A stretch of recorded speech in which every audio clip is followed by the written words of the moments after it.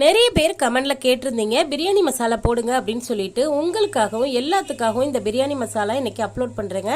இது பாய் விட்டு பிரியாணி மசாலா. இந்த பிரியாணி மசாலா ஒன்று இருந்தால் போதுங்க. வெறும் வெங்காயம் தக்காளி இஞ்சி பூண்டை போட்டுட்டு நம்ம இந்த பிரியாணி மசாலாவை சேர்த்து நம்ம பிரியாணி செஞ்சோம்னா பிரியாணி பாய் வீட்டு கல்யாணத்தில் சாப்பிட்ட அதே டேஸ்ட்ல அதே பக்குவத்தில் அதே சுவையில் நீங்களும் பிரியாணி செய்யலாம். வாங்க இந்த பிரியாணி மசாலா எப்படி செய்யறதுன்னு பார்க்கலாம். பிரியாணி மசாலா செய்யறதுக்கு முக்கியமான ஒரு பொருள் எதுன்னு பார்த்தீங்கன்னா பட்டை தாங்க. இது ஸ்லோன் பட்டை. ஸ்லோன் பட்டை இந்த மாதிரி தான் இருக்கும். பொதுவாக பட்டைகள்லேயே சிறந்தது ஸ்லோன் பட்டைன்னு சொல்லுவாங்க.